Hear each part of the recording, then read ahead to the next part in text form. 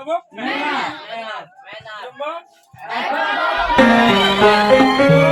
ရားမြတ်တာလွတ်လာခြင်းနဲ့မသွေတို့ပြေညာလူခတ်သိငြိမ်းချမ်းလေဝိတုညီမြဝါဒပြုစင်တဲ့ပြေတို့ပြေတောင်စုအမွေအမြဲတည်ကြ